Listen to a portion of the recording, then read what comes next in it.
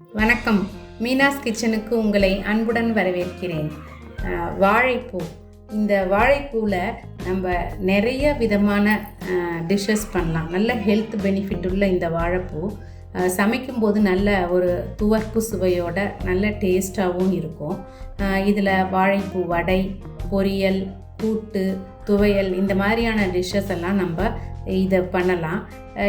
இப்போது நம்ம வாழைப்பூ கூட்டு செய்ய போகிறோம். அது எப்படி செய்கிறது அப்படிங்கிறத பார்ப்போம்.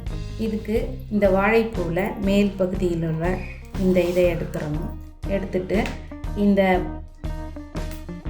இந்த பூவில் உள்ள மேலே கொண்ட மாதிரி உள்ள ஒரு பகுதி இருக்கும். அது லேசாக அப்படி தேய்ச்சிங்கன்னா வந்துடும். இந்த கொண்ட மாதிரி உள்ள பகுதியவும் அதோடு சேர்ந்து அந்த வெள்ளையாக இருக்கிற இந்த 2 பகுதியவும் நம்ம எடுத்துடணும், ரிமூவ் பண்ணிடணும். இதை ரிமூவ் பண்ணிவிட்டு இதை நம்ம ஒரு புளித்த மோர் தயிர் ஒரு கிண்ணத்தில் ஊற்றி அதில் தண்ணி ஊற்றி அதில் இதை போட்டுட்டு கட் பண்ணி மறுபடியும் அந்த புளித்த தயிர்லேயே அந்த தண்ணியிலேயே போடணும். கட் பண்ணி போடும் பொழுது போட்டால் சமைக்கும் பொழுது இதனுடைய நிறம் மாறாமல் இருக்கும். அதுக்காக புளித்த மோர் கலந்த தண்ணியில் இதை கட் பண்ணி முதல்ல போடுவோம். சின்ன சின்னதாக கட் பண்ணி போடலாம். வாழைப்பூவை இது மாதிரி கட் பண்ணி புளித்த தயிர் கலந்த தண்ணியில் போட்டு வைக்கணும். இது கட் பண்ண பிறகு ஒரு 2 கப்பு வரும் இந்த பூ. அந்த அளவான பூ எடுத்திருக்கேன். இதுக்கு 1 டேபிள் ஸ்பூன் கடலைப்பருப்பு ஒரு 1/2 hour ஊற வச்சு எடுத்திருக்கேன். 3 டேபிள் ஸ்பூன் பாசிப்பருப்பு, அதையும் கொஞ்சம் ஊற வச்சிடணும். 1 தக்காளி, சின்ன தக்காளியாக ஒன்று ஒரு ப்ரெஷர் குக்கரில் இந்த பாசிப்பருப்பு சேர்த்துருவோம். அதோட இந்த கடலைப்பருப்பு,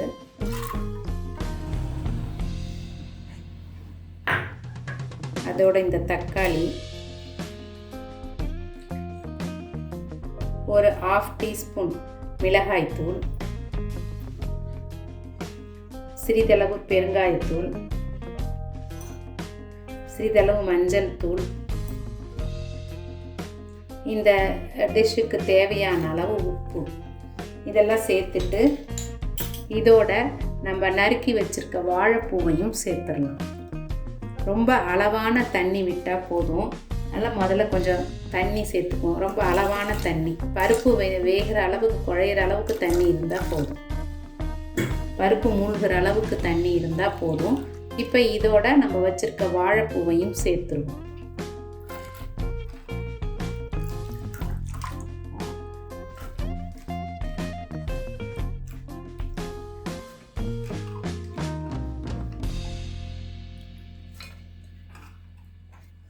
இதை நம்ம நல்லா கலந்து விட்டுட்டு வெயிட் போட்டு ப்ரெஷர் குக்கரை மூடி ஸ்டீம் வந்தோடனே வெயிட் போட்டு அடுப்பை சிம்மில் வச்சுருங்க.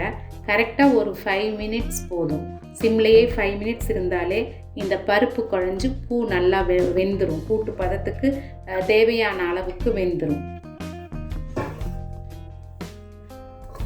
இதை நல்லா கலந்து விட்டுருவோம்.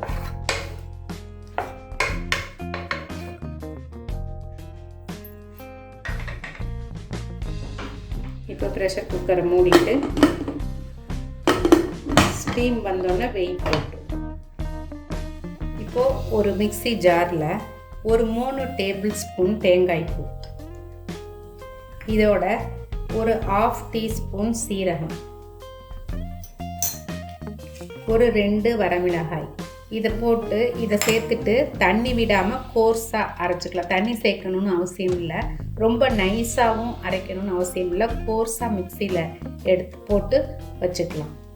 இப்போது வெயிட் போட்டு அடுப்பை சிம்மில் வச்சுட்டேன். 5 minutes கழித்து ஸ்டவ் ஆஃப் பண்ணிட்டேன். இப்போ ப்ரெஷர் ரிலீஸ் ஆன பிறகு இப்போ ஓப்பன் பண்ணுவோம்.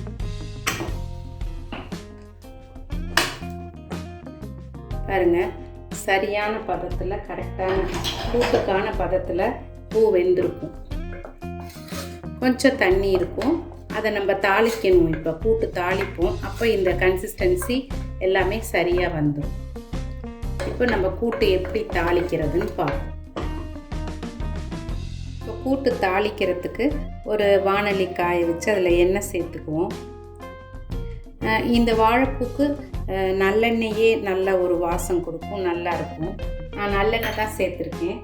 இப்போது எண்ணெய் காஞ்ச பிறகு நம்ம கடுகுளுந்து,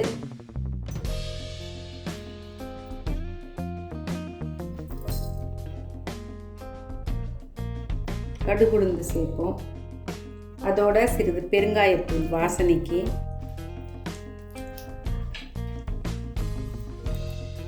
கறிவேப்பிலை,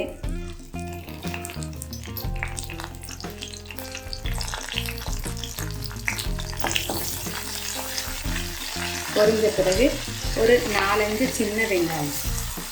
இது நல்லா வதங்கட்டும்.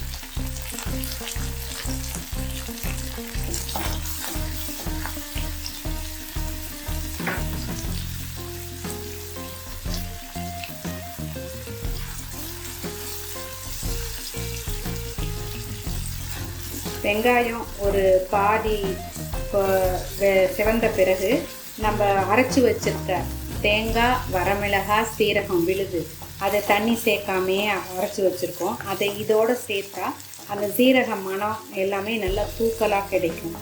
அதுக்காக இந்த ஸ்டேஜில் நம்ம அந்த விழுதை சேர்க்க போகிறோம்.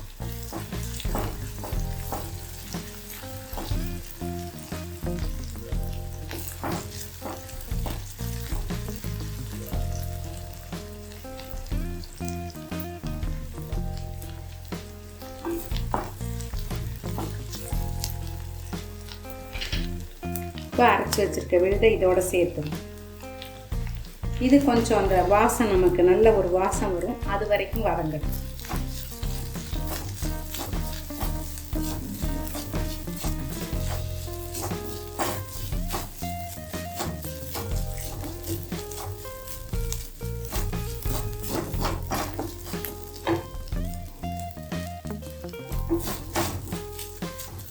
இப்போ இதுக்கப்புறம் நம்ம குக்கரில் வேக வச்சுருக்க அந்த கூட்டு, இது நல்லா ஒரு சீரக வாசம், மிளகாய் வாசம்லாம் நல்லா வர ஆரம்பிக்கும். அப்போ நம்ம சேர்த்து வேக வச்சுருக்க கூட்டை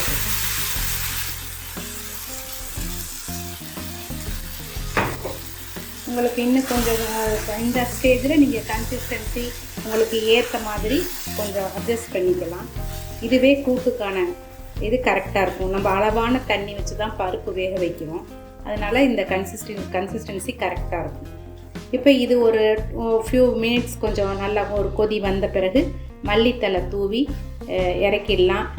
மணமான வாழைப்பூ கூட்டு ரெடி. பாருங்கள், ஒரு 2 மினிட்ஸ் இந்த நம்ம தாளிச்சை விட்ட பிறகு ஒரு 2 மினிட்ஸ் கொதிக்க விட்டுருக்கேன். நல்ல ஒரு மணமான சுவையான வாழைப்பூ கூட்டு ரெடி. இதில் கொஞ்சம் மல்லித்தலை தூவிடுங்க, அதனால் இன்னும் ஒரு ஃப்ளேவர் நல்லாயிருக்கும். இப்போது இந்த கூட்டு பெரும்பாலும் கூட்டு எல்லாமே காரக்குழம்பு, புளிக்குழம்பு, எண்ணெய் கத்திரிக்காய் குழம்பு, வத்த குழம்பு, இந்த மாதிரியான புளி சேர்த்த குழம்புகளுக்கு நல்ல ஒரு சைட் டிஷ்ஷாக இருக்கும்.